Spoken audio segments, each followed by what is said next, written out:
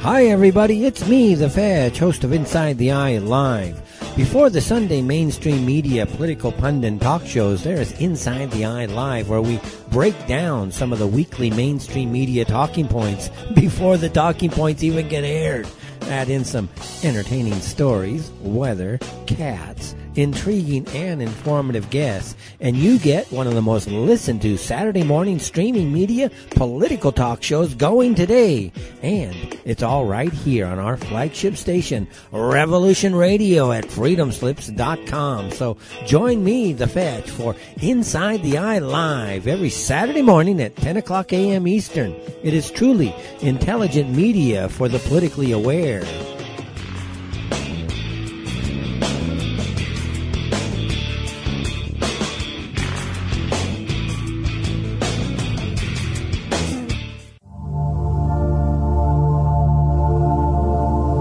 Welcome to Sacred Matrix, a divine paradigm of love and universal consciousness, with your host, Janet Kira Lessin and Dr. Sasha Lessin. Together, we transform the world. And now, here are your hosts, Janet Kira and Dr. Sasha Lessin.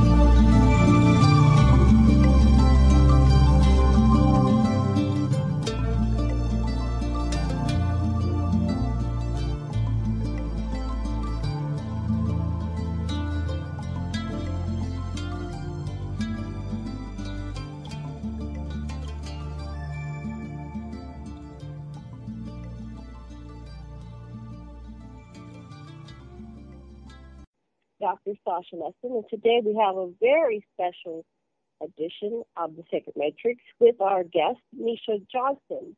And before we bring her on, I'm going to tell our listeners a little bit about her. In 1992, Meisha Johnston founded the Star Family Contactees, a group, and these groups are for people who are experiencers. Experiencers are men, women, teens, and children who are contactees, experiencers, and some are abductees, and they are interacting with extraterrestrials. And she started the first teen and children's group in the United States in 1994, and she's been director of many groups such as UFOCCI, which stands for UFO Contact Center International, and Celestial Contacts of Nevada. She was a working group member of Stephen Greer's CSETI in Las Vegas, and then she moved to San Diego in 98 and was the coordinator of the Art Bell Chat Club in the San Diego chapter in 98 to 2001.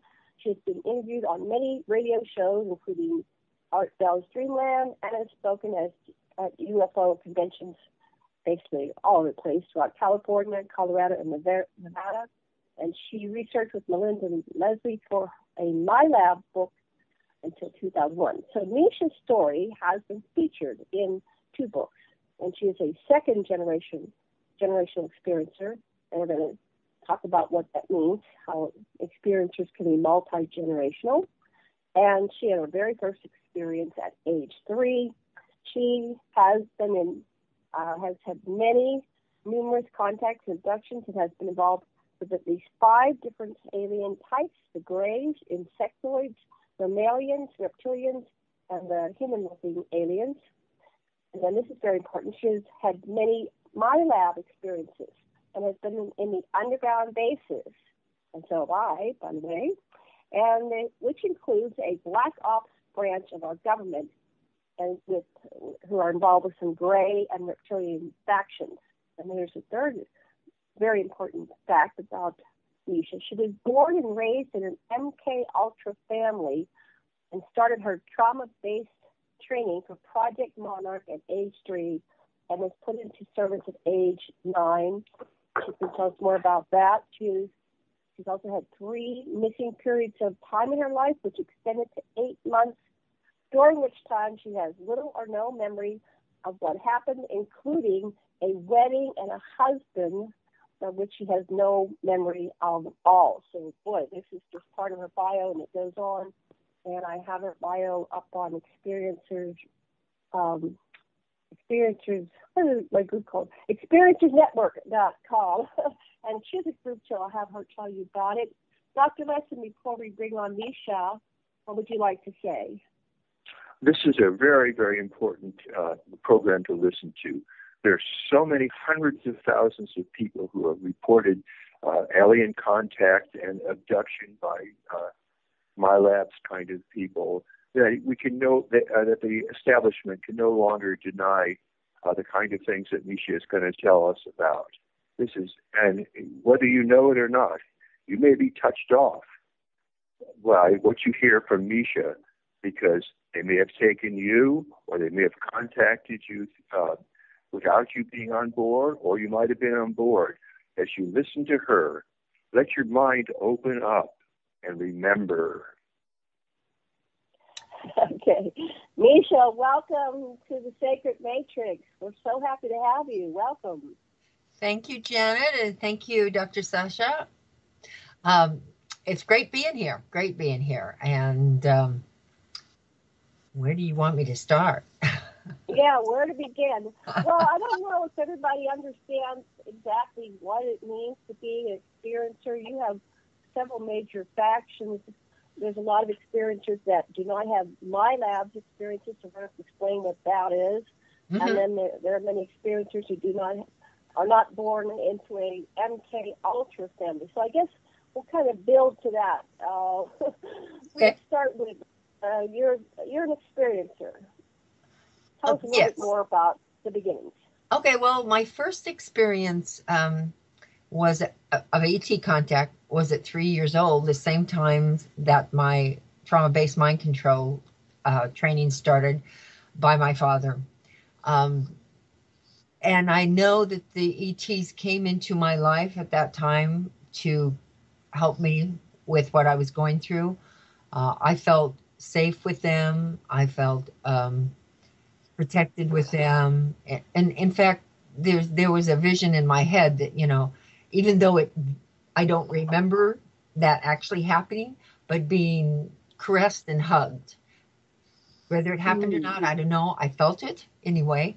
But it was very interesting because at 3 years old, what kind of a creature would come to me, but a being that for many years it was called BG. It was called a BG, the bears. I thought it was a bear. It looked like a bear that I knew of or something like that. But when I haven't had a description in it, like for instance, my website, but it's not the proper one. I did find the exact look of what they look like, and that, believe it or not, was from a Star Wars movie, and it was the Ewoks. The Ewoks had the same facial feature, all the furry hair, the little funny nose, and they were very big, and they were jolly. They were happy. They made me feel so happy. And in fact, what I could remember as a child in specific experience was that they would take me flying. So I flew above the rooftops of the house.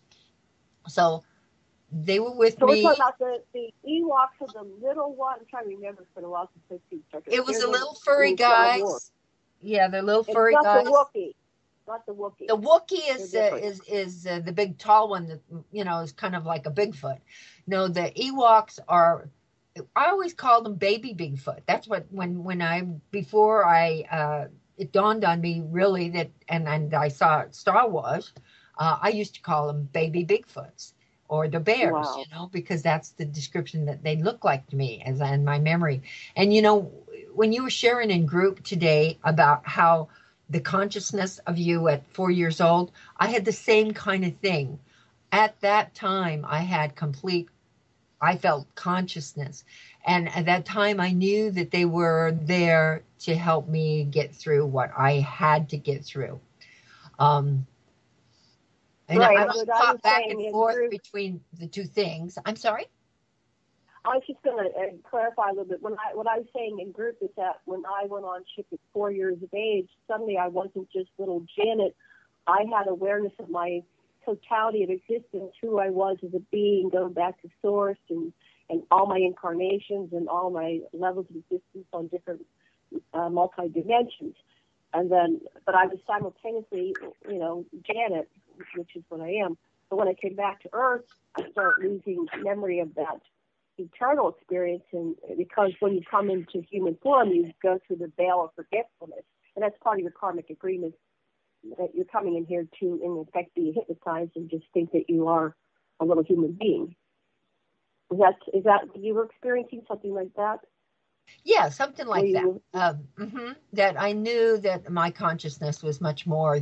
I knew that, but it wasn't to the degree that you're talking about. It was just that there was no fear with them, and I was very, very thrilled to be with them, and I look forward to when they come. I talked about them all the time. So the rest of my siblings thought that I just was this daffy kid that had invisible friends. And I used to tell them, like one time they caught me up on top of something, and they said, "What are you doing up there?" Because I'm 3 years old, right? And I said, I'm going to fly. Well, no, you are not. You can't fly. Yes, I can fly. No, you can't fly. So this is the kind of, and it really helped me a lot, because at the same time, that's when my trauma-based mind control started. And, I will just suffice to say that my father, being a mind control himself, and was in a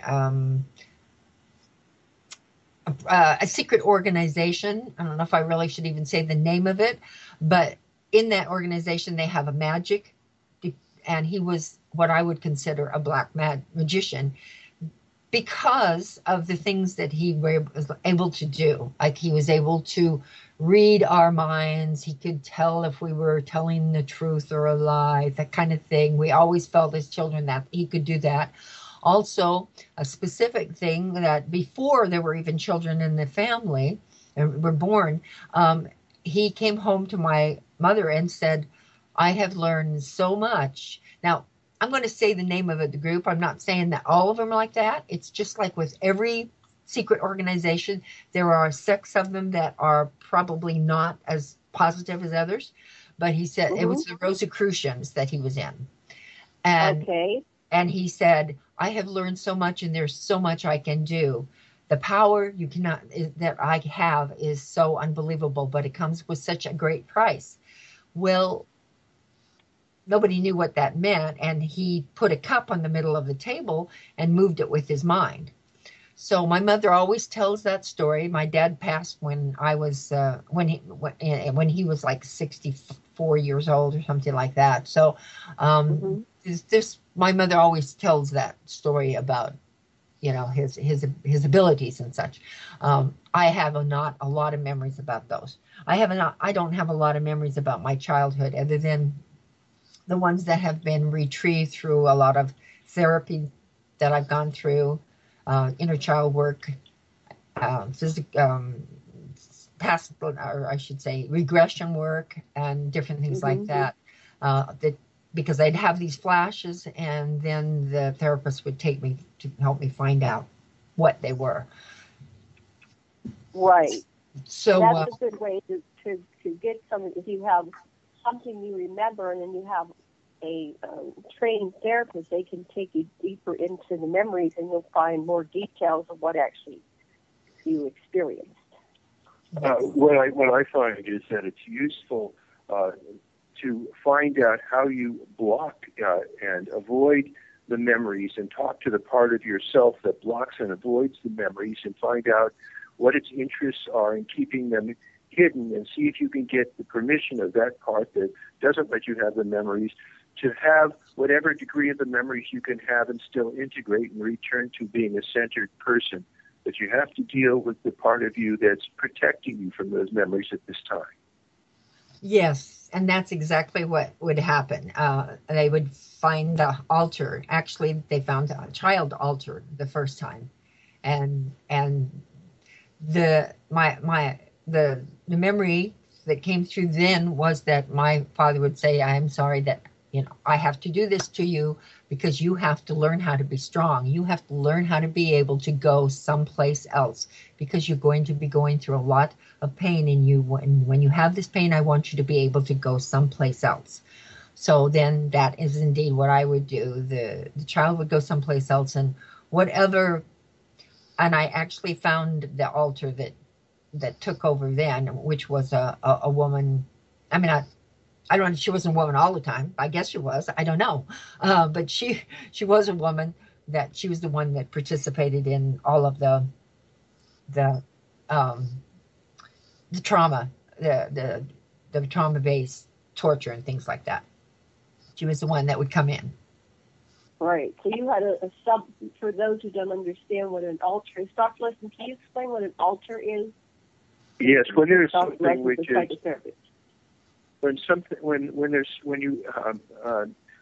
when we're born, we have a psychic fingerprint who we are, basically. And as we deal with traumatic and dangerous things in the world, we develop parts of us that can deal with those things. And that might even mean blocking off parts so that we don't become conscious of them. And the MILABs and people that were brought over, the Nazis that were brought over by Alan Dulles to run the program that the United States was running in Montauk and other places, they make things that are extremely traumatic so that they can have these compartmentalized sub-personalities that they can activate by certain signals and do their bidding. And so in all of us, we have things, usually in most of us, there are things that have had intense sexual or physical or angry experiences that if they were to come out would get us in big, big jeopardy. And so these other parts block that. And in a person that's been mind altered, they lack an aware ego or center that can know that all these things are going on and make ecologically sound decisions about what to do in each case. In a person that's been split this way, they don't know the parts of them that are conscious, may not even know about the other parts that can be activated by their handlers. Oh, that's wonderful. That's the most wonderful description I've ever heard of it, of DID. Because yes, that's exactly right. That's exactly right. And thank you very much, Dr. Sasha. Sure. So from there, like I said, I don't remember much of my childhood. My family will pull out pictures and stuff like that, and as other siblings will pull out pictures, and they'll go, "Well, wasn't this fun?" I'm going, I have no idea. I mean, I don't remember it. I don't remember my childhood. I don't remember school. I remember one day in school, and I don't remember anything else about it.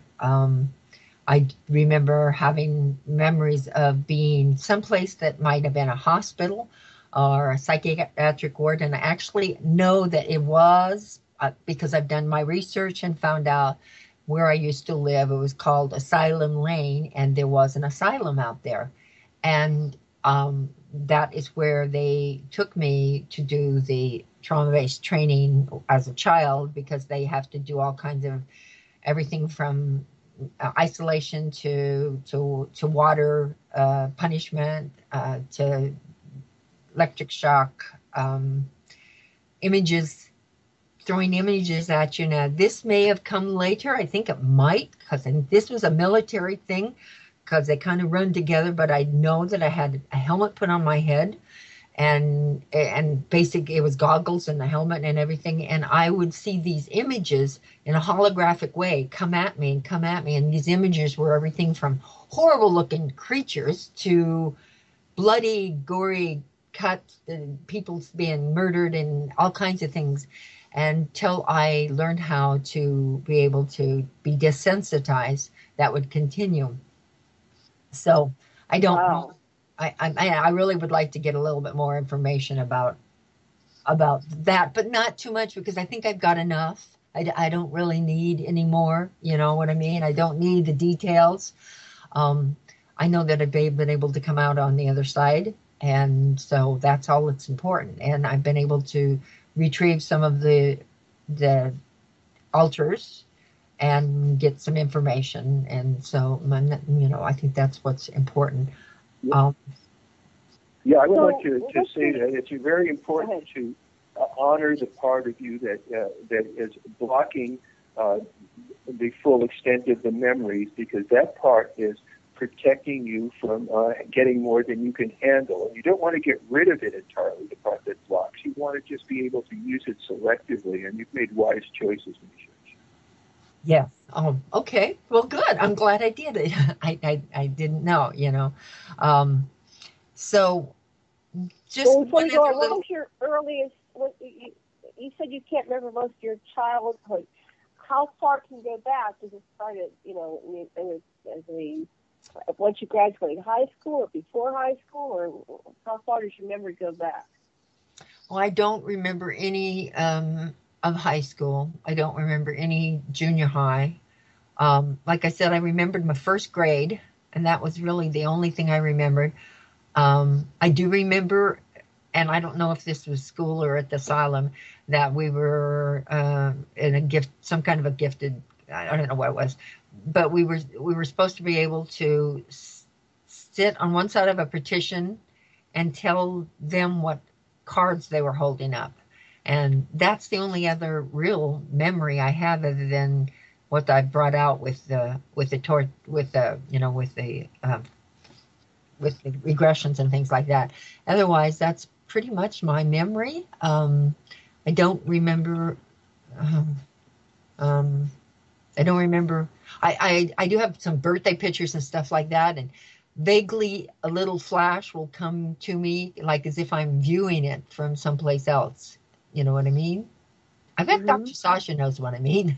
One of the really interesting things that happens is that the body always has memories, and if you have some deep tissue work, and you start to have a feeling in the body, and you let that part of your body talk to you, and you're ready to receive the information, the body remembers everything.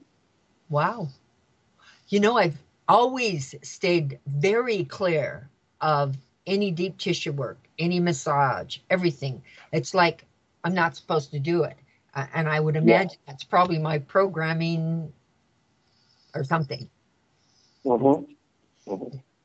Right, because somebody can't handle you accessing these memories, like the massage therapist, and it might freak them out. So part of you is protecting yourself and them from this experience.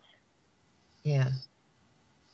So when you're little, it's so dependent on the adults around you that it's really hard to face certain things about them. Your whole survival depends on them totally, and yet they're betraying you at the same time. It's very, very difficult. Yeah. I did, however, learn how to forgive my father, even just before he died. Actually, I was one of the only siblings that went and visited him. There was one other sibling that would go to the hospital. The rest of them hated him and would not come near him. So I can only imagine what went on with them, because a very large part of the story is he was a magician as well, and he used to take the older siblings out on the road with him, and sometimes every summer, and sometimes even during school years. But that was kind of some other things, and they hated him. I don't know exactly what happened, but they did. And I did forgive him on his deathbed, and we had a moment there, and it was like he was sorry that he did what he did, but he had to. And at that time, he shared with me that, well, it's kind of another long story, but during, I was from a family of 10. I was number 9. None of the children, there were 5 children who died, 4 children that died before I was born, and 1 child died after I was born. These 4 children died in if it happened today, it'd be very mysterious ways, very, very strange ways. And so they never lived past a year to 2 years. The first one lived, the oldest was 6 years old, and then that one died. And a kind of a natural thing of tuberculosis meningitis. But then one of my sisters had the tuberculosis meningitis, but she was saved. So she, I think, was marked for a death also, but she came out of it. But But anyway, so they died of different, that was the very only normal things. The rest of them were weird things, like a hit in the back of the head by a high heel shoe from a kid, carbon monoxide poisoning in a car, pneumonia in the bottom of a sanctuary where my father lived on an Indian reservation. He was a minister. So they were very weird things, and but anyway, so what he told me was, he said, I'm sorry, I had to hand over, I was supposed to give the very first one. Well, the first one ended up dying. He said, but I had to hand over one more to them. I had to, or they, and then all he said was, or he said, or your mother could not have handled losing any more children. So he never really went in more into it, but I totally felt that, that he had to hand me over or they were going to kill the rest of the kids. Wow, that had to be horrible. So you see that the forgiveness is really about the person who's forgiving. Yes. It's letting go of something that's keeping you entrained, and it is part of the freeing process. Yes. It's freed me completely. It helped me so much to be able to, because actually that happened through John Bradshaw. Inner child workshops. That's how I learned how to forgive, was through John Bradshaw workshops, which is inner child workshops, which really helped me tremendously. However, I was one of the very weird ones in the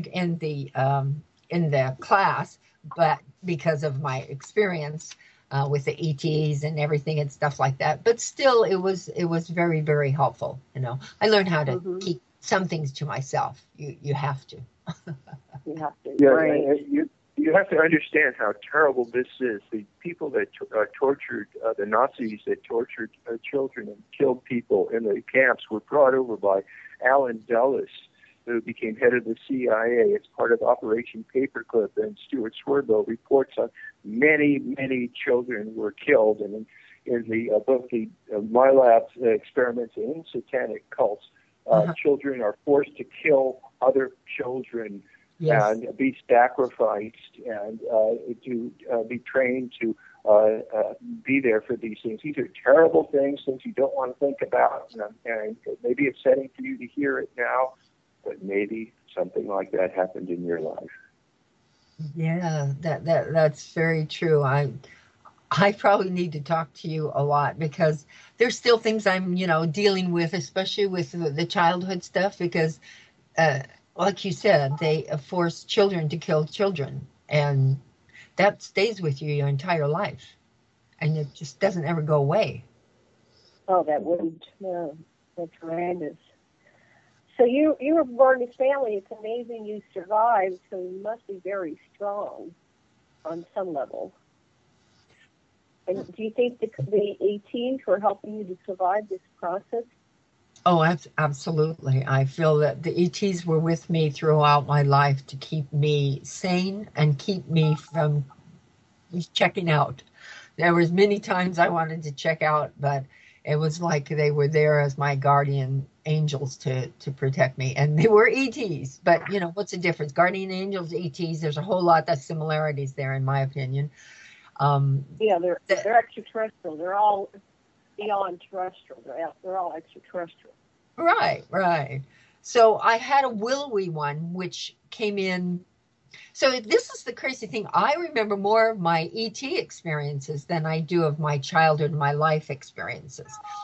Those just come to me. But like, for instance, the willowy one was a tall, whitish gray. He was quite white color, kind of like an abalone shell is the best way I can describe him. He was beautiful being and very kind. And, they say that grays don't have feeling. Well, this particular one did. However, he did work with some of the shorter grays that were less feeling. And I have since found out that, but through some whistleblowing information, that the teenagers are a lot of the ones that come and do the abduction, do the kind of work like that, because they're really the only ones that can survive in our atmosphere, or our what I should say, our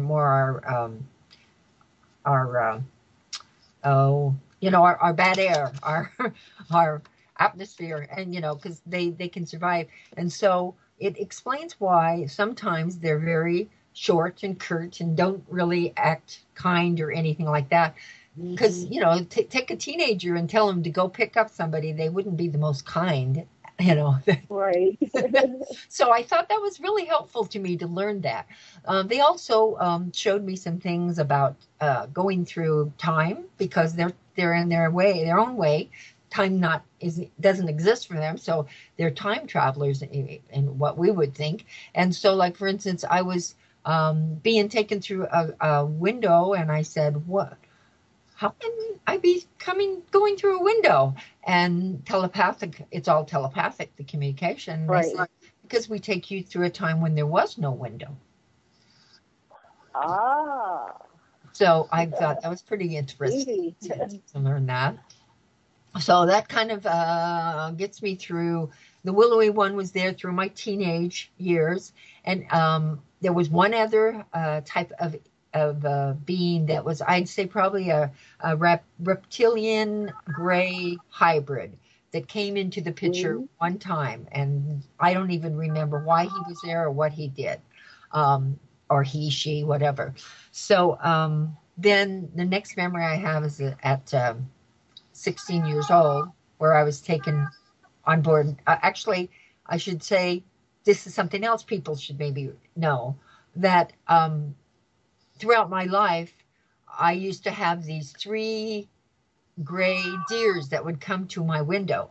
And when I saw those deers come to my window, I knew it was time for me to go. Of course, they were not gray deers, they were grays. And so one of the nights when the gray deers came, and I was like I said, I was 16 years old. I was a pretty naive child. Like so many starseeds are, we're slightly backward. We're introverts a lot of the time. We keep to ourselves, because when we talk, nobody believes what's going on in our life anyway. So I was taken, and the next thing I remember, I was standing underneath a huge ship with these rotating big circles that were up above me, that were rotating different ways. And then the next thing I know, I'm in the ship. Now, this must have been my first gynecological examination, because I started to freak, and I basically woke up, or whatever. I remember, the first thing I remember is feeling like something was going on down there, and it was very upsetting. And the willowy one leaned over, looked at my eyes, and said, "Do not worry, we're not here to hurt you. This is necessary for the hybrid program." So that's the kind of that's the scenario. And let me explain something for me anyway. This is how it was. When they talked to me, it wasn't in words like what I'm saying to you. It was in sentences. It was in whole, and sometimes visions just came in, So it was in whole informational packages, is the best way I guess I can put it. So I get the same thing with my experience. So it's not individual words; it's whole concepts. Concepts, yes. Oh, thank you. Yes, that's right. You're welcome. Yeah. So then on board that ship, it's when first time I saw a reptilian. Now, there was these 3 beings in the further, quite away from where this bed type I was lying on, and they were just standing there, and I knew immediately, because I felt this energy, I felt a connection, I felt some kind of a bond of something, and I said, I know you," and I just kept saying that, "I know you, show yourself," and one of them stepped forward. They were very tall, by the way. One stepped forward. He had a hood and a cloak. They all 3 had hoods and cloaks. He dropped his hood off his head, and there he was a reptilian. And I knew I recognized him. I didn't know from where, but that was the last memory I had of that. So... Well, the reptilians get a very negative rap, you know. Are they... Do you find that they are just like human beings? Some are mean and some are kind, and some are good and some are bad? Or do you find that they're all in the bad category? Absolutely. Just like humans. You got good ones, you got bad ones. And he happened to be a good one, which I found out later that, and I will, share that story. That came quite a bit later in 1989 was the first time I actually had physical contact nearer to him and everything. So I did find out that he was a connection to me. So let's see. Now I am graduating from high school, and I have all of a sudden it seems like, actually, to tell you the truth, I don't remember my graduation either. But I know I graduated from high school. I know I'm at a college. This is a memory I have. This is the only memory I have. I'm at a college. I'm in the cafeteria. Am I still on? Yeah, you're on. Okay. I accidentally touched the button and I was off promoting. Okay. Call me back. I'm sorry. Continue your story. So, no problem. So, I'm in the cafeteria, and a man walks up, and I can't tell you what he looked like, but the memory that goes on in my head is the man walked up and said, "Hey, you guys, you want to make some money? You can go in our sleep program. It's a dreaming program, and you can come and you can make money." So I found myself in front of an office, and he says it's right here on the campus, just barely. I mean, it's on the campus. It's just a little ways from the main hall. So I found myself standing in front of, I went there. I remember that. I went there. The last memory I have is standing in front and walking into that building. Once I walked in, there was no more memory. And I had no memory for 8 months at all. Wow. None whatsoever. My next memory now is that I am on a bus and I'm coming back from Seattle, Washington. I had to find out what I looked at. I didn't know where. I just came awake on this bus. I looked down and I looked at my ticket, and I was coming from Seattle, Washington, and I had this program memory coming into my head that you were married to Charlie. I'm not going to give his last name. You were married to Charlie, and he decided he wanted to go to medical school, and he sent you home because he's divorcing you and doesn't want to be married anymore. Period. That's it. That's the only memory. Oh, and one other one, because I have a headache at the time. I'm sure I question myself, and then another memory comes in, and you had encephalitis and was in quarantine for months and months. Okay, so I get home, and that's all I know. And I get home. My family picks me up. I call them. They pick me up at the bus station, and they're very surprised to see me because they haven't heard from me in 8 months. And the last thing they knew was the wedding. So that's the last time they saw me. And so this subsequently, I'm told by my parents, by my siblings, this is the story, that I acted very weird. My dad thought I was on drugs or something, and they didn't like him at all. In fact, my sister hated him to death. She said he was this evil, evil, evil person. They did not take a picture of him either. I don't know. I had no pictures from the wedding because, of course, I came home with one small little tiny bag and no memorabilia about a wedding. He took everything, even the wedding certificate, which I got a copy of later. But my family tells me I had this wedding where I wore a wedding dress given to me evidently by one of his friends. Then I walked down the aisle, and my father refused to walk me down, so his friend walked me down the aisle. My parents went to the wedding, but none of my other siblings did. Well, the only sibling at home at that time was my sister, and she wasn't home, but she lived in Pocatello, and she would not go to the wedding at all. And I guess, according to my information, I have a wedding certificate, I have the announcement, and I have the reception. So I even had a reception. I don't remember either. Kind of drag. It's the only wedding I've ever had where I supposedly wore a wedding dress, and I don't have any memory of it. So then during a regression, now this happened not long ago, maybe about 7 years ago, I was being regressed. And the reason I wanted to go in there was to find out what in the world happened and how in the world did I get into a wedding I don't have any memory of.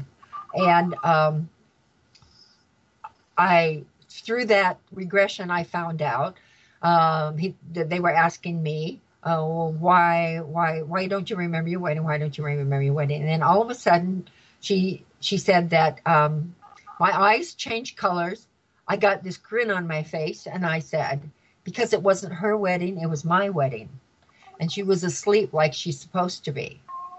Oh, my goodness. So that is when I found another altar, and I can never remember her name, but she has a name. It came out in the regression. Also, what came out in the regression was that he had put me in what they call a driving program right after I went into that building. And the driving program is where they put you to sleep for days, weeks, months. And that is part of the programming that they do to set in the programs for total control type of thing. So there was some other things that came out of that, but that's kind of enough there with that. Let me see. That's really all I remembered about. That's all I came out. I still didn't remember the wedding at all. I still don't. But the altar that came in did remember, and it was her wedding. And she also through that regression, she actually it was another one after that. She came out again, and she talked about how she's there to protect me, and has always been since I was a baby. And they asked her how old she was and when she was born, and she was born when I was 3 years old. That was her birthday. Oh, she came in. So that's when she came in, and I learned a lot from that. And then I had another time where I had a missing time where I was accessed once again by Charlie, and this time. Last thing I remember is answering a phone call. The next thing I remember is my brother coming to my door in San Francisco and saying, "We need you to come home to the family." And I don't remember anything in between, except this is when all of the ritualistic ceremonies as an adult came into play. And I believe they came into play through the Grove. I can never remember the name of it. It's a block. The Grove. The place where they have all the ceremonies. I can never remember the name. Grove. The place, the Bohemian Grove. That, yeah, yes, that's it. In Northern California. I'm getting a strange sound. Yeah, me too. Not sure what that's about. Anyway, we'll ignore it. But I just wondered if I was. It doesn't surprise me. Sometimes I'm usually knocked off when I'm telling this story. Wow. So okay, Sasha, you might have to move back further from the door. I think we're getting feedback. That might be. I'm not anywhere near the door. I'm in two different rooms of waiting. I'll go in the back to the far back. Okay, and as for me, I'm here by myself and it's completely silent. So. Okay. Oh, that's better. That's better. Whatever happened, it's better. Yeah, it's just better. Sound like a ship's about to land. Yeah. So. Well, that may happen in one of our shows. Yeah.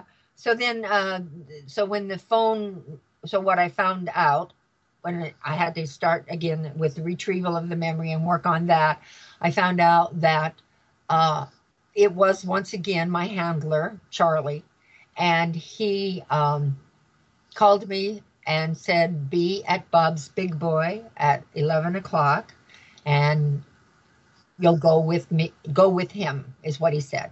So I ended up going to Bob's Big Boy, and the only memory at all I have is going to Bob's Big Boy, sitting there, and someone walking up to me and said, I need a ride to San Francisco. And I said, yes, I will take you. Wow. Not likely my thing. I had a job. I had everything. It was, it was not something I should have done. So that was that. And so I had missing time then. There was one other thing I wanted to share, because I think people need to know this. If they come up with these unusual scars or injuries that they have no memory of, well, during that 8 months, I came up with one on my bottom of my foot, and I had no idea what it was. My family said that I told them that I was at the beach and I stepped on a glass, but there's no beach in Pocatello, Idaho. So, Right. so there's no ocean there. So I did find out that it was when I was taken to, when I was in San Francisco, and there was some programming that I guess they were wanting to make sure that I was totally in. And so they had me stomp on some kind of a screw or something. I know it was Charlie that would make me, stomp on that until they told me to stop. And so there's a memory of the pier and that's the only memory there too. So I ended up having a really major injury to the degree of my because this happened while I was evidently dating him, and my announcement that my parent put in the paper is January. My wedding was February, so it was a very short relationship, very short. And so I imagine I was taking places and stuff like that through the programming, to the driving program. But anyway, my family told me that they came and visited me one time. My mother told me they came and visited me one time, and I was on crutches. Oh. Yeah. So I don't know how long the crutches lasted. I can't even tell you if the crutches were on when I got married. I don't know if they were or not. And I can't really, say more. My mother's the one that told me this, and she's passed away. So I have no way of checking it. Right. So you don't have, what do you want to say? That they create marriages for people for their own agenda. This is a whole fabricated relationship. Yes. Apparently. Yes. Wow. And I've heard briefly since then of that, where people, but I've never talked to anybody who doesn't remember their wedding. And I'm dying to meet anybody out there that has had this experience, because, part of me says you're absolutely insane. That's not real. It couldn't have happened. Yet I have family members and I have proof that it did. So I'd love to be able to talk to somebody who has had the same kind of an experience, just so, you're not alone. Well, I've heard of disastrous weddings and marriages, but never anybody not remembering the whole thing. So that is very, very unusual. Yeah. But we'll keep an eye out for that, because if they're creating these fictitious weddings and relationships for their own agendas to, I guess, have an explanation for you being away from your family or being away from anybody, contacting. Is that what you think that was about? They just wanted to isolate you? Yeah. That would definitely do it. And again, remember, this was back in the 1970s, late 70s. Mm-hmm. So right. It was like maybe kind of the first kinds, not the first, but, some of the first generation Monarch. And can you explain to our listeners a little bit more about what you mean by Project Monarch? Well, I guess the best way to tell you that is to tell you about another experience that I finally did retrieve. I did have one other memory. I forgot to tell you that when I was in Seattle, that I was on a bus and had something to do with big mansions, and in my programming in my head, we cleaned. I was a group of us who would go and clean mansions. Well, in fact, what some of my programming and training was as a monarch is a sex slave. And the memory of the big giant gate and going there, and that finally retrieved that memory that I remember myself with a group of other people, and there's young boys, which I would say were probably the Montauk boys, 12, 13 ages, and then young women. And we were taken through the gate and taken in the back entrance and walked up the back stairs. And we were the party favors, which is what the term they use. Now, for the people who have seen Eyes Wide Shut, yes, I never watched the whole thing. I couldn't watch the whole thing. I was probably getting triggered. Yeah, I know. It triggered me terribly, and that's when I realized, that my experience was also very similar to that. That I realized that it isn't prostitutes like they tried to show in the movie that are used as sex slaves. It's the kids they have kidnapped from ages, 12 through 18, 19. So that's the ones they use. But the movie depicted. So the kids that they are kidnapped, do you think they're being held somewhere and trained as the sex slaves? Or yes. Are they walking among us? Or a lot of the Montauk boys disappeared and they were never seen again. So maybe they're in these programs to be party favors. Yes, I know as an eyewitness that there were definitely boys there, and to me it had to have been the Montauks. And everybody was under some kind of a drug. I would say it was probably the Retinol, which now they call roofies, or the date rape drug. So they use that because you're incapable of resistance, and basically, when they bring in another alter, evidently, these are conjectures, because once I've got that far, I did not want to see anymore. So I didn't want to see, I saw some of the acts, but I didn't want to go into any more depth on that. But that's some of the things. And then also through that time, it also came up that I had memories of what I thought. Okay, so remember I had encephalitis, supposedly had been quarantined. Well, encephalitis, first of all, is a disease that is mostly in children, babies, not adults. It's like a swelling of the brain. So that didn't jive anyway. But I would wake up in what I determined was the hospital later, because I'd wake up with these pains in my head, unbelievable. I couldn't open my eyes. It just was the most unbelievable pain. And I could hear other people moaning and groaning.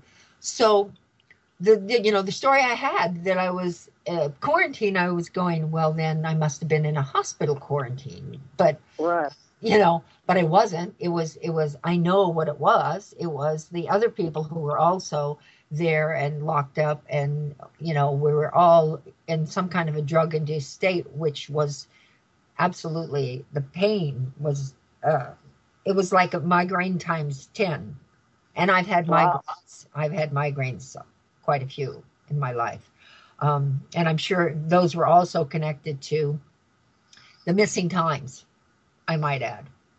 Not to say that all migraines are that, I'm sure, but it does connect with some of the missing periods of time. Amazing. Well, we have like 2 minutes before the break. So you're having these Anyway, I got kind of lost. I'm sorry, I probably jumped back and forth, and I do apologize. No, that's okay. That's okay. I get lost because I think part of this triggers me because I too am an experiencer, and I deal better with the more positive experiences. But, yeah. The MILAB. Dark. The MILAB. You know, Misha, before we go on, if Charlie were standing before you now and could do you no harm, and you were talking from your heart, what would you say to this Charlie fella? Oh, okay. Well, I put him up on my stage, like with all the rest of them, and forgiven him and released and cut the ties and sent him on his way. So let me see what I would tell you what I said then. I said to him, I don't know why you did what you did. I don't know why you hated me so much. But and we'll have to hold that until after the break. So thank you, listeners. We'll be back in 5 minutes.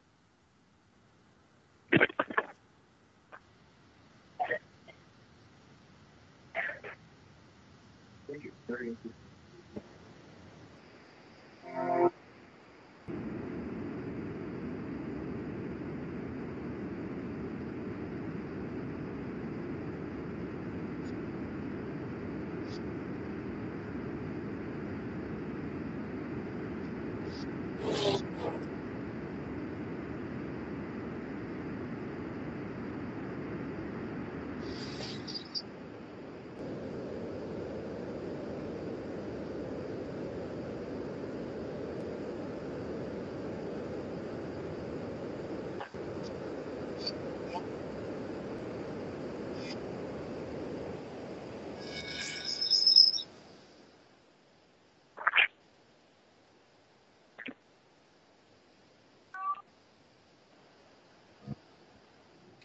Aloha everyone, and welcome back to the Sacred Matrix on Revolution Radio at freedomslips.com. I'm your host, Janet Kier Lesson, with my co-host, Dr. Sasha Lesson. And our guest today is Meisha Johnston, who is an experiencer contactee. And before we get back to our show, I'd like to remind everybody that Revolution Radio is listener supported. And please go to our donation button on the website and donate what you can. $1, $5, $10, $15, $20, whenever you can donate will be greatly appreciated. We thank you very much. And your donations allow Revolution Radio to bring you shows like ours and many others. Thank you for your donations. And we're going back to our show. Dr. Lesson, are you back from the break? Yes, I am.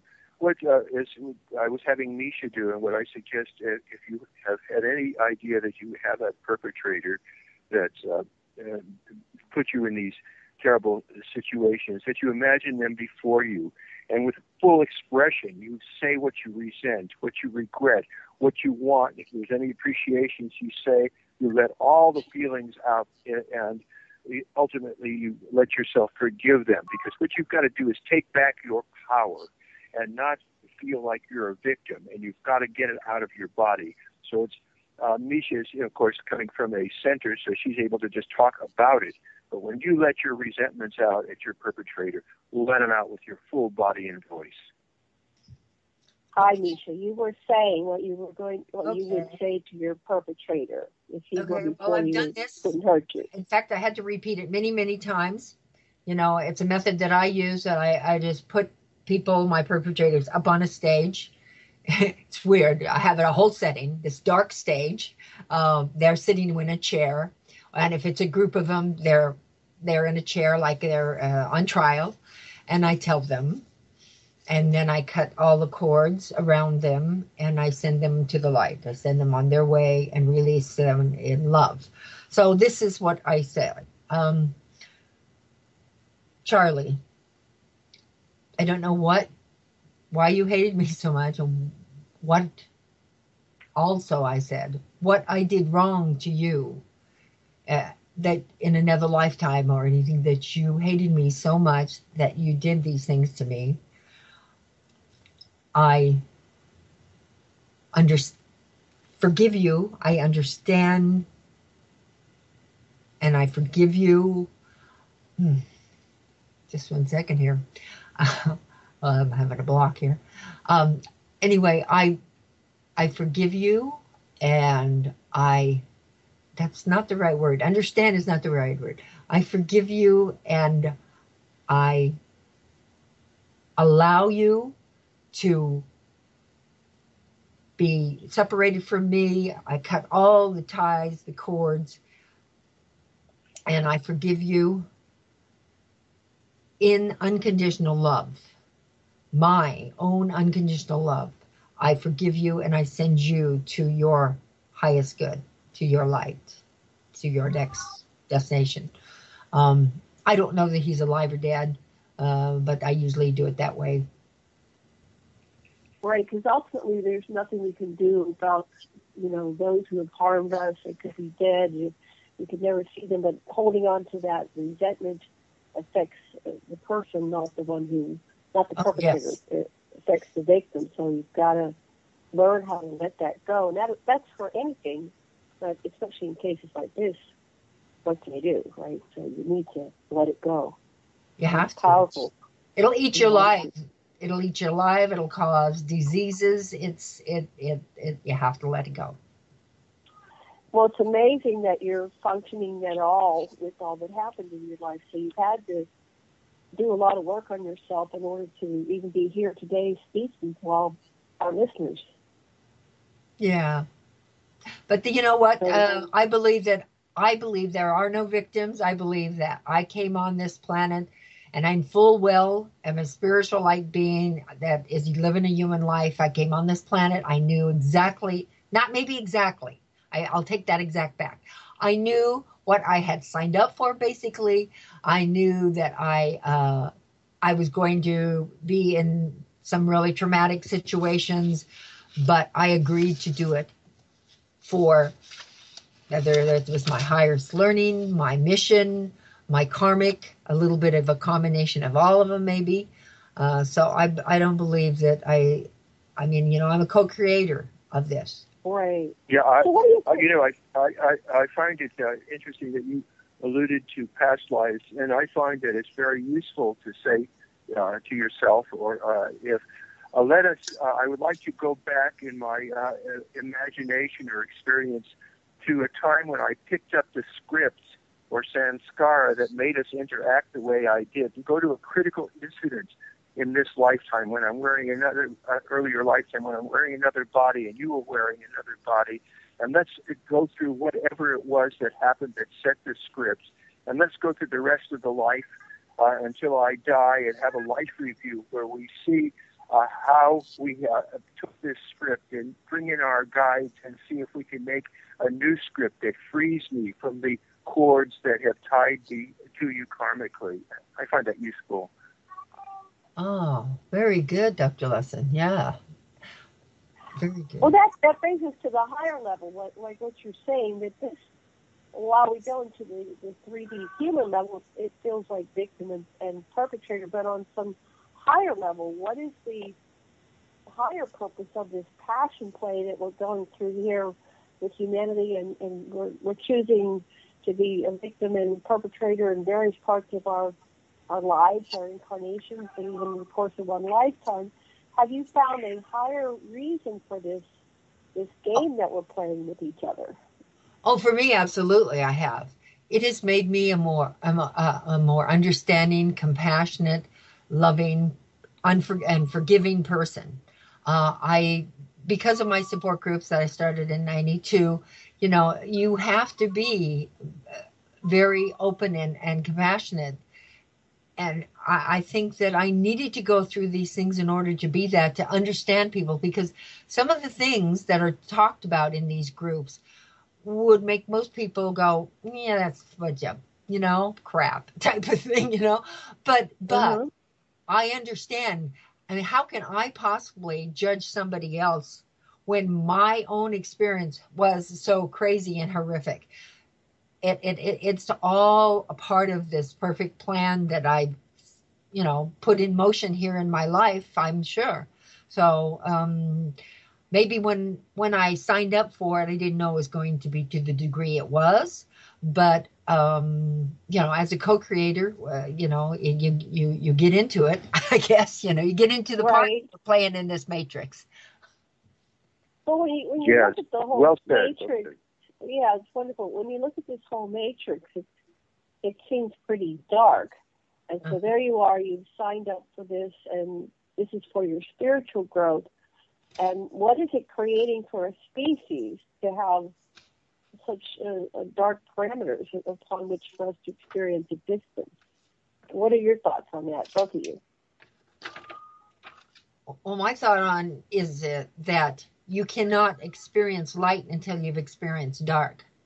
So you had to, walk a mile in my shoes. You've had to do that in order to be a spiritual, compassionate person. And you have to clear away the fear. I mean, one of the big things I think that we are here to do, in fact, for me, I know, is to clear away, face this stuff, clear it away, and let it go. Because we can't take it with us. One time I was in front of a spiritual, I thought they were Pleiadians. That was a group that I probably forgot to tell you about. But anyway, they, long story short, they had 3 of us people there.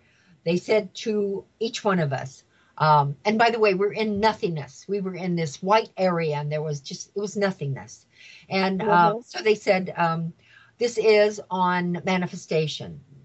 This is a lesson on manifestation. It's one of the many classes I've been to with them. And they said, I was first. They said, tell us what is on your mind. And I said, I would like to go swimming, but I don't want to swim in the ocean because I've already done this past life thing, and I know I was ate by sharks. So all those visions just popped in my head, And I said, but a beautiful lake. And the minute that I said that, I was in a beautiful lake. Ooh. Then I was out of the lake. I was standing there beside the woman said, I want to see this beautiful rainbow of beautiful colors like I've never seen before. And there in front of us is this beautiful rainbow that I've never seen colors like that myself. And then the third was a guy, and he said, well, I don't know. I haven't been really feeling very well. I don't know what I would think. And the very moment he got that phrase out of his mouth, here comes this ferocious looking monster looking thing. It's like a combination of a dragon and gorilla. I mean, it's just horrible looking thing, and it's breathing fire and all that stuff. Maybe not a gorilla, but more like a dragon and other things. But anyway, it immediately disappears and is gone. And they says, beloveds, do you understand that when you move over to this density, you cannot take this fear with you, because if you do, it will manifest immediately. So, hey, we're here to clear out that fear and crap so that when we do ascend, we don't have to take any crap. We can't take it with us because it's going to manifest immediately. So that's my take on it. So it was a lesson on thoughts, our deeds, and manifestation. So that's incredible. Yes. So you learn to control your thoughts, and are you still able to do that in this experience as being human? I'm sorry. Since you had that lesson with them, are you able to pull that into your life and apply that in your own life now, whenever you need to manifest things? Oh, yes, I do. Yes, I do. I absolutely do. And I've been manifesting some real crap for myself lately because I'm blocking my school, Thrive at My Education. And I know what I'm doing, but I need to learn how to control it. But, I manifested a crazy injury that caused me from not being able to work. And so I lost money and couldn't type, and it's, and then I manifested another one where I got myself very, very sick with pancreatitis and almost died in the hospital. So wow, this happened in January 1st, and I just barely got back to work in March. So it's something I'm. Are you able to go to the higher level and understand the reason why you created these things for yourself? Because you can do it individually, we can do it collectively as a planet. You know, if each of us can do it individually, we can do this collectively as a planet and figure out why we have war and Fukushimas and all these disasters. So this is a very important lesson for everybody. Well, what do you find when you go inside and you ask yourself, what was the reason you created this pancreatic disease and loss of income? Okay. Well, first of all, I was going at both ends. I worked my job, and then I was doing my regression school, and I was doing at that time, I was doing 3 groups a week on the internet and 2 groups at my home, and I had a radio show. I was going crazy. I was not giving myself any time. I had been warned by a couple of psychics that I needed to take care of myself, slow down. Mm-hmm. I did not slow down. I believe it was to slow me down. And it did slow me down. The side view of it with the pancreatitis, that is to absolutely make me change my diet. I had to change from a very bad diet that I was having with a lot of fast food. I mean, not a lot, but some fast foods, but a lot of prepared foods, a lot of quick meals. Like I'd be at the computer and I eat an apple for dinner, or I'd eat a cashew, or I'd eat ice cream bars. You know, I mean, I was eating terrible. The pancreatitis made me change my diet completely and eat sensibly. Like today, I had my spinach salad with fruit in it, and it was delightful. You know, so that was to me, that was exactly what both those were for. Wow. So when you're interacting with these extraterrestrials, I wanted to look at that a little bit deeper. We've got about a quarter after the second hour. Can you tell us, is there any kind of message they had for you? Did you ever go into the level of, you know, these are the messages for me and for the planet, or was it always like an abductee type experience? Okay. Well, actually, I am not having the physical, what you might want to call abductions or experiences anymore, because due to the book, like you had mentioned, that I was writing with Melinda and all of the subsequent threats to my life, attempted rape, 2 automobile accidents, forced off the road, treacherous things that were done to me, I decided to quit. I mean, to leave the earth. I wanted to leave the earth. And as I told you, Ayano came into my life in 89. And so he was there at the time in 1999. He was there a lot. And I actually said out loud, you know, I'm finding a cliff in San Diego, and I'm going off of it because at least my family will be safe and this will be over and I can go home. And I got a visit from him and was taken to sit down in front of a council in a half moon kind of thing with all kinds of different beings. I don't want to go into the details, but there was all kinds of different beings sitting there. There was one that I did most of the conversation with. It was all telepathic between them. Of course, I spoke. But he was like what you might consider as like a beautiful Jesus kind of guy. He had a white hair and a beard, and he was beautiful. And anyway, I said, I'm whining and crying, and I'm saying, I just want to come home, please. That's the only way I know how to come home. I mean, all of these other things have missed me. I haven't been killed. I need to come home. I want to come home, please. And they said, beloved, do you not remember you asked for this mission and you must complete the mission? And so, you know, in the pictures that I was shown, the mission, I was shown flashes of, you know, me talking to hundreds and hundreds of people. Well, in my mind, that was not a possibility.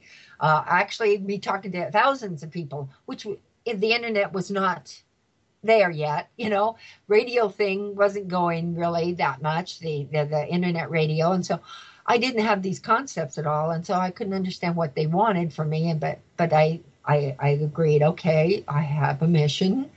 And they said, but it's so hard here. I mean, I'm being, tortured by these people and the experiences with the government and the MK Ultra and everything. I mean, I just can't handle it anymore. And also, I had experiences where I was rescued by Ayano in an underground base, in fact. So, I'd had a bunch of that kind of stuff going on. And now they were attacking my children. They were taking my kids in underground bases. I was seeing my kids there. So my sons, I should say. So I was very upset. And anyway, they said, but what we can do is have you cancel your contracts. So I saw visions and stuff of me canceling contracts, and I canceled my contracts. But since those contracts, I have more of a spiritual connection with my ETs. I communicate with them and almost daily via galactic language. I speak many galactic languages that they talk through me. It's like a channeling.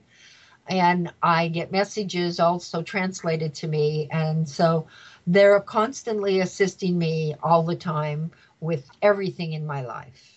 I still do not get to see Ayano, and because I have a very unconditionally loving connection with that being, the 7.5 foot tall reptilian being that has green skin, golden eyes, claws, and a breastplate that kind of looks like a turtle. I'm just kind of giving you a quick thing here of it. So, but I know I've had lives as a reptilian. I know, and the Orion, part of where I'm from is Orion, and I've had lives in Orion where I was a reptilian female, and also as a reptilian captain of a ship. And I've also seen lives as a human, but I know there was a point to this, but I went off on a tangent here, like I sometimes do. Did I even answer the question? The reptilians, they're just another form in which souls can choose to incarnate, and it's probably something that all of us do. We probably, as souls going through existence, incarnate in all the different forms. So to just label reptilians as, the bad guys is false. You need to just look at individuals and that applies even here on the earth. We can't go, all people of a certain race, color, creed, caste, whatever are in path of judgment. We need to look at people individually as well as species. So for you, are here, basically you remember lifetimes as a reptilian. So in some way you're an ambassador for the reptilians, and you're telling us here that you can have a normal life, normal existence as a reptilian, and experience love and joy and all the things that we experience here as human beings. Is that accurate, what I'm saying here? That's very, very accurate, to the degree that is what they called me. I don't like to say that word. The ambassador, that's the term they call me, is the ambassador, and the translator, because they told me there's many, many people who are being contacted now that are going to be translators when the time of great change comes. Well, let's talk about that. There's a time of great change coming, and many people experience it. And with all the Planet X Nibiru apocalyptic, I call it fear porn out there, which is trying to pull us into a negative paradigm, which you learned from your exercise, thoughts are deeds. Right. So there we are. And they also cover that in Dr. Michael Newton's Institute's research on life between lives, that thoughts are deeds, and that what you think you manifest. So this verification coming from different directions. So tell us about what is coming from your perspective as an ambassador. Well, from my perspective, the first people who contacted me were the hybrids. And I have been shown that I have 17 or more hybrid children.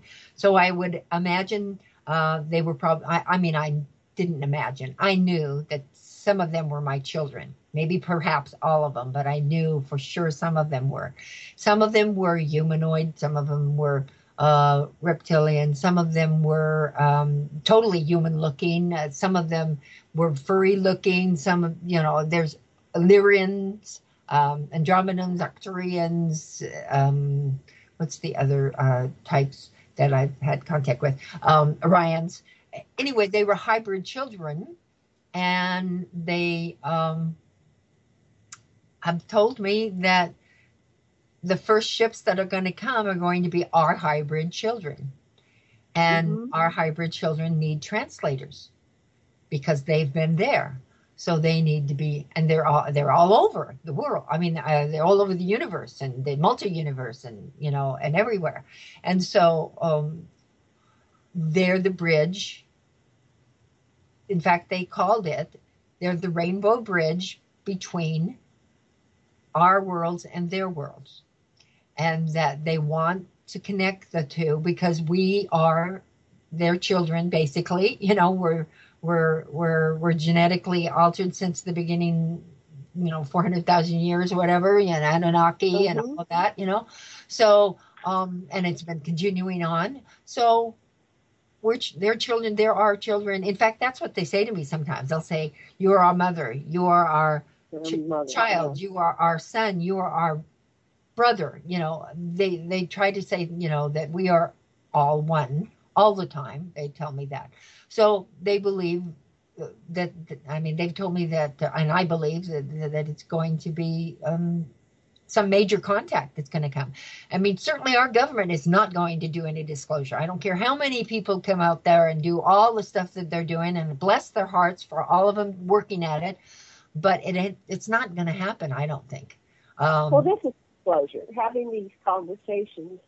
And from what I've uncovered with my research, there's, probably 60 million experiencers, because based on some statistics, taking a smaller sample and, talking about it planet-wide. But we had another fellow about a month ago who had information that everybody has been, I'll just use the term, abducted, taken, used in these experiments, tested, and then once you reach a certain age, we're taking it punctuated episodes in our lives, and from everybody being selected, they take the subgroup, and those are the ones they have as contactees their entire lives. But if you think about it in terms of it just being DNA, you can have millions of children. I was told that, I was limiting my thinking by thinking I have, a dozen kids out there or whatever. It's your DNA. You could be in, millions. You could be the mother of an entire planet because they use your DNA for a whole planet, or they use your DNA to. They like to experiment and create different types of species from mixing and matching. To them, it's just like colors on a palette, and and they put it on a canvas, and they look what new species can we create. And we know the Anunnaki did that as well because they created all these centaurs and minotaurs and mermaids. And they're just a small fraction of the universe. Mm-hmm. Dr. Leslie, would you like to add to that? Well, I will tell you this. Oh, I'm sorry. Go ahead. I think it's really useful to think of the universe as being a holographic, in as much as everything that's in the universe has a resonance within you, and you can just accept what you call your imagination or whatever you. Dream, or as being having a level of reality. And it's really even useful to imagine that you're in an elevator, right, in front of an elevator that has a number on it that corresponds to how many years old you are now. And then imagine you go in the elevator and you press a button that'll take you back to childhood, where you have resonant experiences that can tell you something that's really useful to you and the people you love at this time, and to actually relive whatever it is without worrying about the reality status of it. Just really be there and let it happen. And if it's got some traumatic overtones to give yourself another scenario, to deliberately make up one that'll give you a better program, and then to devise ways to live from your new program so that don't throw away any of your experiences. They're all there. Everything in the human condition is available to every one of us, in my opinion. So, are you still there? Yes. Yes. Okay. Okay. So you've had these experiences, and you're the mother of many, many children of many different species, and they've shown you them. So that's fascinating. What other positive, and you saw that as being positive, you weren't scared or repulsed by it. You were going, oh, I'm the mother of all these children. Yes, it was funny because it was funny. I was in a nursery and there was all different ages of children and all different types of children and colors and everything, and I said to what I thought was the nursemaid, I said, well, which one is mine? And telepathically, of course, she says, they all are. I went, oh, whoa. It was a lot for me to take at the time, because I questioned that as being reality, but I remembered being there and seeing it and seeing the children. The only thing is, I don't know if anybody else feels this, but when you're showed your children, you might get a glimpse of their face, but that face doesn't like with my child here. I'll never forget my child's face. But there, it's like we don't get to remember their face. You know you've had a glimpse of it. You've seen and looked into their eyes. You've seen what they look like, and you get little teeny glimpses and flashes of what they look like, but you don't really get to remember them. And I believe that is so it makes it easier for us, because as mothers and parents and fathers, it would be so much harder if we had that memory in our mind that we could just pull on it, and it would be so hard, we'd miss them so much more. Right, yeah, because we get really bonded to our children, and we as humans need to have them in our lives in some capacity for the most part. But I understand, yeah, that's very, from my experiences, that's very accurate what you're saying there. Is like they don't really allow you to bond with them. However, I wonder if that's part of the missing piece. Who do these children bond with? Are they missing that part of that? That's what's so special about being human, is the bonding that human beings have with each other and the compassion that they feel when they get into such deep empathy with, like your child or your spouse or, someone you love, a friend or family member. Yeah. So that's profound. Let's see what else. We've got about a little bit less than a half an hour. What direction you want to go with this? What draws you? Oh, for me? Oh, yes. Okay. Well, I think I've really touched on well, I guess I could tell you, I don't like to just go with all of the government stuff and everything. I would like to say to you that I have also been, not willingly, but I participated in the hybrid program that is also in the Black Ops. And so tell us a little bit more about the difference between, you were in the Universal Hybrid program that felt real good, and so tell us about the Black Ops Hybrid program. Okay. What do you know about that?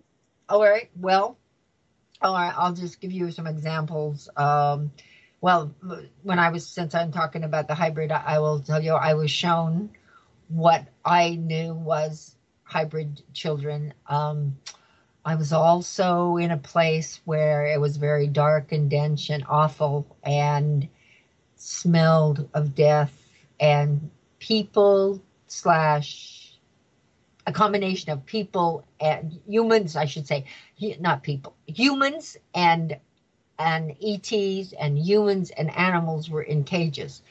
And that was horrible, horrible, horrible. And that is when I also just knew that the hybrid program they have was, they're doing genetic stuff down there like crazy.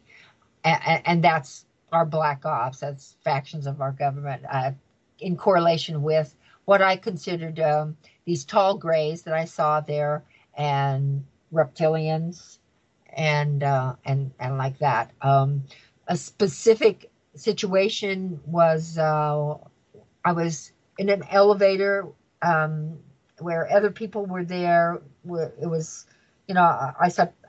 I could only see the people that were right in front of me, and they looked like they were in pajamas. Actually, it was one that was naked, so he must have slept naked. But you don't even think about that stuff. Anyway, the doors opened because they opened very oddly. I can't. I'm pointing, showing you, but you don't see it. But anyway, they opened very oddly, and then we were moved out of the elevator. Now, in the elevator, I do remember seeing a guy in a uniform with a gun, like an M16 or some kind of machine gun. And then we were ushered out. I could only just move my eyes, so I really couldn't move my head. But as we were ushered out, I looked to my right and saw my son, at that time was 13 years old, being taken by the tall grays, and they took him away with other people. Mm-hmm. And I was being taken by the military. Now, in many of my experiences in the underground bases, I was a MILAB situation. They wanted to know about the ship. They wanted to know about the propulsion. They wanted to know where the other ETs' bases were on planet Earth. They, especially Ayano. They were really looking for Ayano's base of operations because his was close nearby the base that they had taken me to. And they really worked hard at doing that, to the degree that they gave me some kind of a really icky stuff that I had to swallow. It was kind of thick and slimy down my throat. Very, very awful tasting. And then in walks a reptilian that comes in, looks like it's like a mind melt. He looks down in my eyes, and I know he's like dragging things out of my mind. I just feel like he's taking things out of my memory, or because they're talking to me, mm-hmm. And the soldiers or whatever, they're soldiers. Some are doc-looking lab coats and stuff. But anyway, they are talking to me, and he's like trying to read my thoughts. And I knew that, and I kept thinking, oh, no, I can't let him. And I did subsequently find out that, he was trying to find out about Ayano's area where they were, because Ayana's group of reptilians and the draconians that are an underground base, at least one of those groups, had been at war for eons. And so they were pretty much mortal and enemies type of thing. So they were really after him. They also wanted to know about psychic abilities. They wanted to know how I could talk to the aliens in my head. They really wanted to know that. And I know that that was a real important thing. That's part of what they have done in their programming and stuff, is to try to learn how we can talk to the aliens in our heads, and we can hear them. And because one time I was walking with a reptilian, and he was walking right beside me, and I could see these guys in military uniform coming towards me, and they would look me over, but they would never look at him. And I thought to myself, well, that's odd. I know there's a reptilian next to me. I know it. But why don't they look at him? And at that very second, this message came through in like a very long kind of not kind of nasty tone, and said, because they know better. They know they must respect us. They know the rules. That's basically the idea. At that time, at that particular moment, I was getting images of people being blocked from areas, just all these kind of scenarios that came in from that. And then later, it might have been the same day. I can't tell you for sure. I was with another reptilian, whether it was the same one, I don't know. But I I said, why are you trying to take our planet? Why are you invading us? And again, I'm saying this in my mind, and he comes back with, because it's not your planet, it's ours. You're the invaders. But So these are these the reptilians that were here before we were, that kind of went underground during the passage of Nibiru? Yes, I believe so. There's different factions of reptilians. There's some that are off planet, and there's some that are from here. So you're saying this was the species that was here. Have you met the species that's from off planet that's reptilian?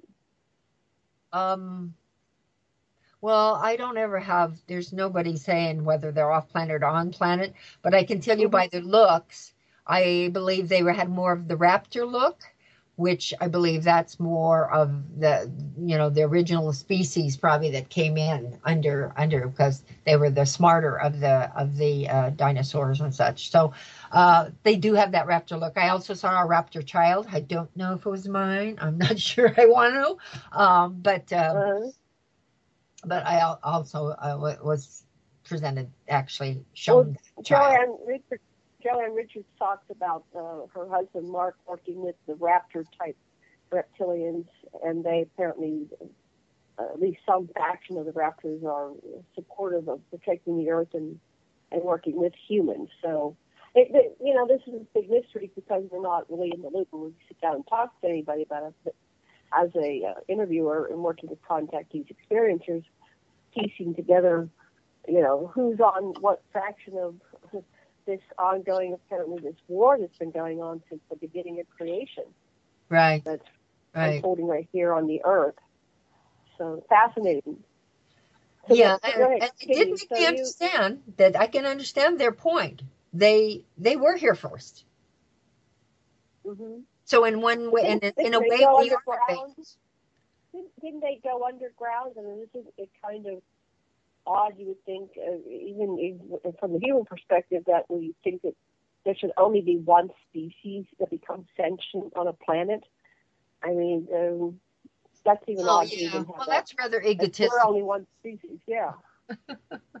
Yeah, because there's renegade. In fact, there's definite stories and information about renegade groups that have came out from the underground bases and have got out of the whole thing. They didn't like the way they were treating the humans. They didn't like what they were doing. So that has happened as well. So I'd say they're sentient, but yes, they feel that they're in the right and we feel that we're in the right. Well, who really is in the right? Nobody. We were both manipulated from the very beginning, so they genetically were manipulated. We were genetically manipulated. So whose planet is it? Actually it should be all of ours, but unfortunately we haven't lived together. There is some other thing I wanted to share. I was told once by Ayano that some of the reptilians that went underground, like Quetzalcoatl is a good example. They wanted to live in peace with the people, but the people wanted to treat them like they were the gods. So, they tried that route, and now I guess they would like to be the gods. I don't know. I just that's conjecture on my part, but right. But I understand it more. I'm not that I agree with them, of course, but I do understand. And some of them are meat eaters, and I do understand because they are carnivorous and they have been that way. But are they using us as a food source? There are some of them that are using us as a food source, yes. Mm-hmm. Yes, that does go on. And in fact, not only that, I agree with what her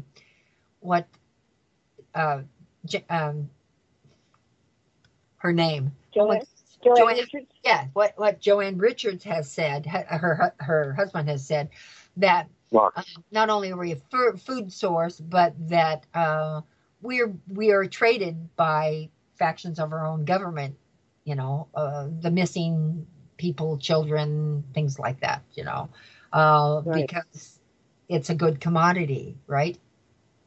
And it's used in rituals. I remember rituals where that energy was used, where, you know, the things that not only the draconians that were there, but the humans that were there were horrifying by any standards. Mm-hmm. So you were witness to these horrifying events. Yes. Great. What are some of the, just for a few minutes here, what are some of the most horrendous things you witnessed? Okay, I remember a child being sacrificed, and at the moment of his death, there must have been some kind of an unseen energy, because there was a reptilian standing at the end of the altar, sucking in this energy, this dying essence. I knew that's what he was doing. So how did they kill him? Was it the way they kill him? You know, they talk about they have a sacrificial. When you kill the animal in a certain way, so you're killing a human in a certain way that creates certain energy. That makes the most terror. That makes the most fear. That causes the most fear, because the fear is that adrenaline is what they. It's a drug, and adrenaline, aphrodisiac. It's probably all of the above to them. So for them, this energy is food. So that's, to me, looking at this an overall picture, they're generating fear. And there was a Star Trek episode where there was a light that was generating fear, and the more the Enterprise would fight with the Klingons, the more bright and more energetic this suck beam was getting. And eventually they looked up and said, oh, look, he's the one that's benefiting from us fighting. We're not going to fight. And they started to laugh. If we did that as a species, do you think they would just dissolve into nothing? If we just woke up and said, we're not going to play your game anymore. We're not going to fight for your pleasure. We're just going to laugh at you. Well, that's true, because, you know, the places that have so much war and fraught and energy, I'm sure you're going to find some groups of aliens there, you know, perhaps reptilians, perhaps others, I don't know, but are there sucking up that fear and hate and all that. You're right. If one day we finally realize that we're all one and did, you know, I know it sounds all airy-fairy, but did the unconditional thing of loving each other without wanting to take borders or take control or anything like that, they would have no weapon anymore, because they have no power. They may even die. You know, it might be what keeps them alive. I really think it is. I think it's the key for us to take back our planet and stop being used as one place recently said, slaves and snacks. They're using humanity for slaves and snacks. Right. So I don't want to be somebody's snack, you know? Right, exactly. You know, so anyway, it's interesting to go to that level and having someone like yourself that's seen this, you know, and you're so conscious and centered and aware, you've done your work. I think this is a powerful message for humanity, to wake up and realize that we can go in a different direction than the dark outcome that these extraterrestrials are planning for us, and we're buying into it. Turn off the news. Right. We don't have to buy into it and be victims, and because that's also part of it. Because as you're a victim, you're in pain, you're hurt. That's also part of that energy that whoever is out there likes all of that stuff. So, but I'll tell you, if you've got a very negative ones and you throw love at them, they leave, because they can't be in that era. They can't be in that energy. They can't be in that frequency.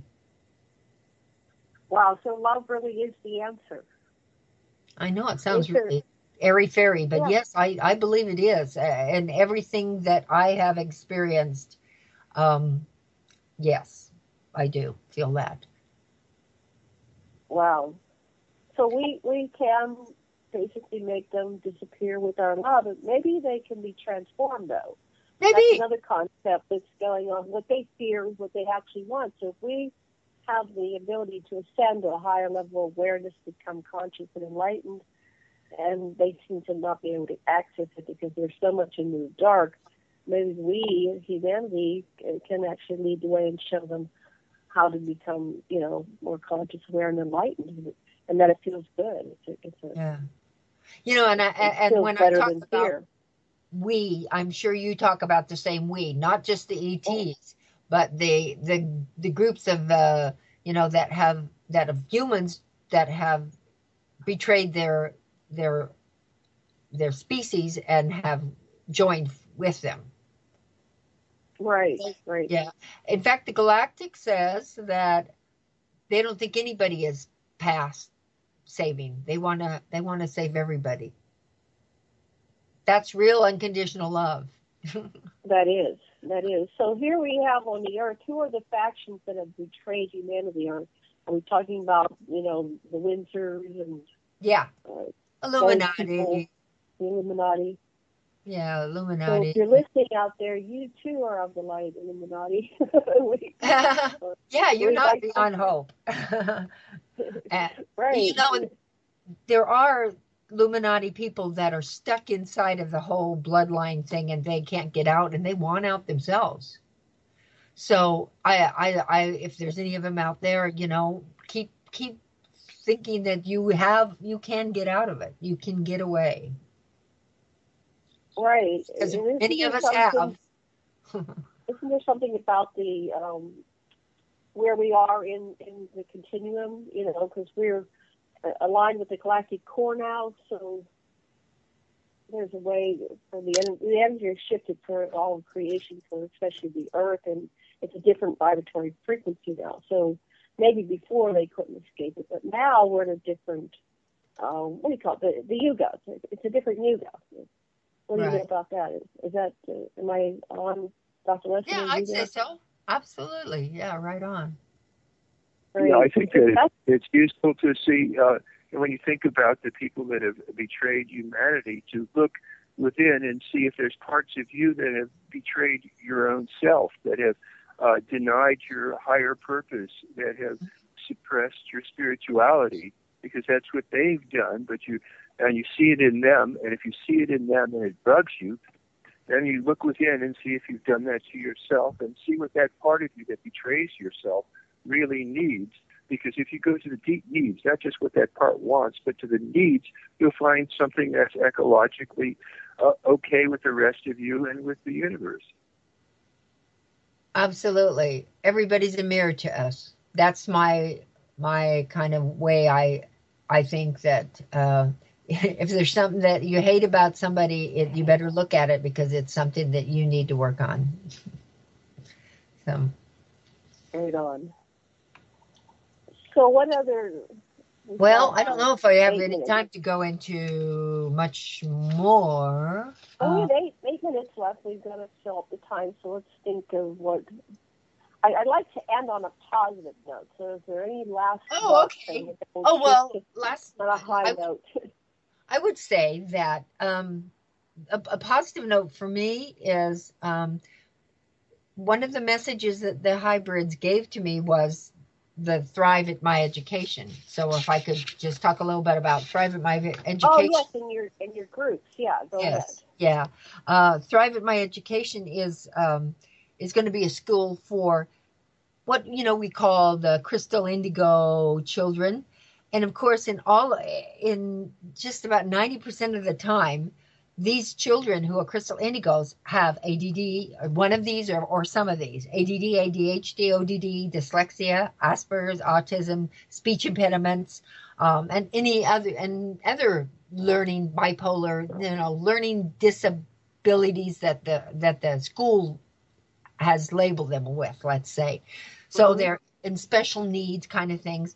Well, we want to provide a school for these children, because they're kind of been the thrown away ones. I mean, yeah, they put them in a special class and stuff, but they're not getting the knowledge that they need. And they need to, in so many cases, these children are savants. In all cases, they're highly intelligent, and they need to learn differently. Their brains are wired differently. They need to learn differently. We want to provide a school that helps them to learn, kindergarten through 12th grade. And it's a platform of knowledge and a place of love, equality, nurturing. And so the individual child can do their, have their best potential and bring out their most unique abilities, because so many of those children like that also are psychic and have all these different kinds of abilities, telepathy, they talk to the dead, there's all kinds of things. So our school is going to deal with just these types of children. And so it is, we've worked and have the paperwork on for the 501c nonprofit status. We're working on the funding. I'm asking anyone in the Nevada area, and actually we plan on this to be schools for all over the world.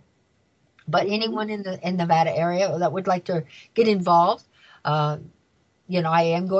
are working right now on getting a GoFundMe site up so that we will have the funding. But this is a very large undertaking, and we think that it can be really fabulous. The kids not only will I have their different classes and stuff, but they'll be able to have band classes, music classes, video studios, because a lot of the galactic kids are writing music and writing books and doing art and doing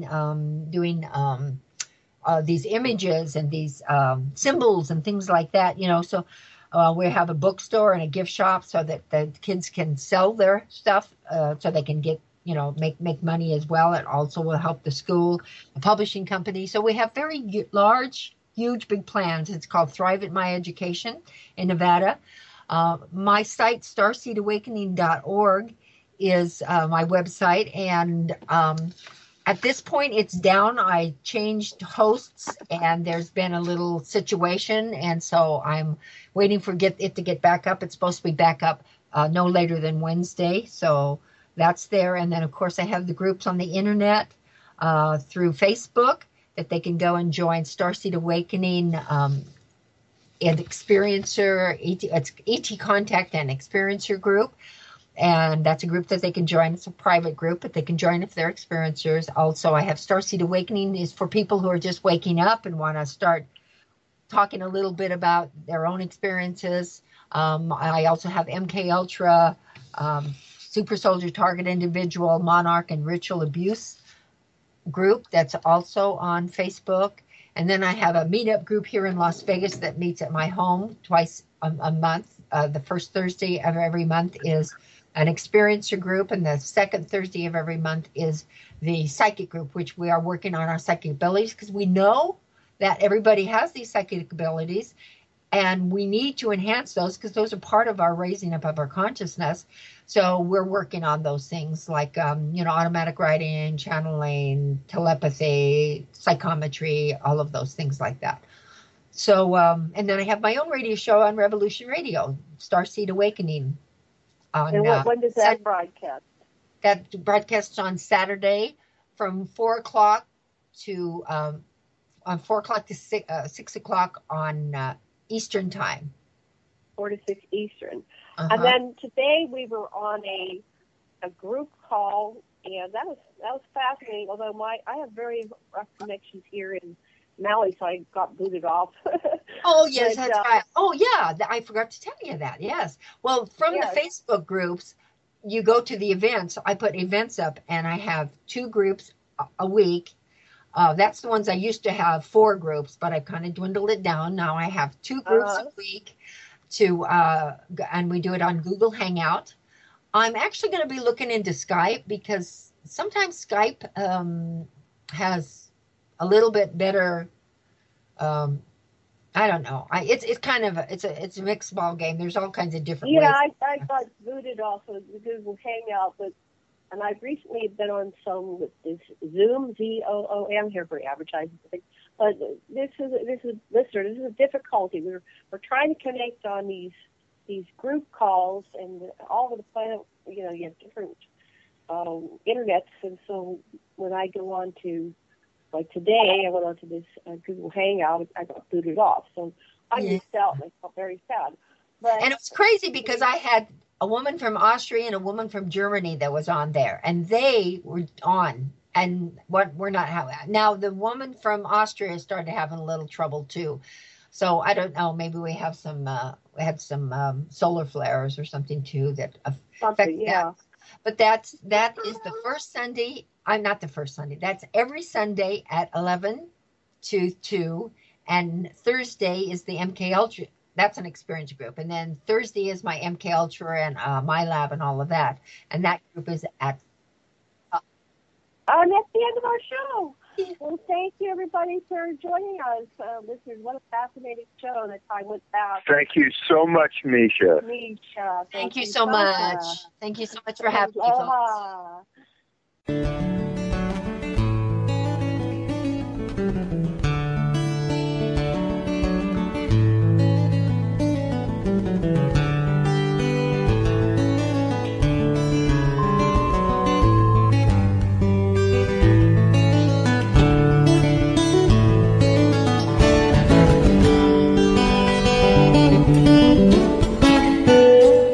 Revolution Radio at freedomslips.com, and we'll be right back after this message.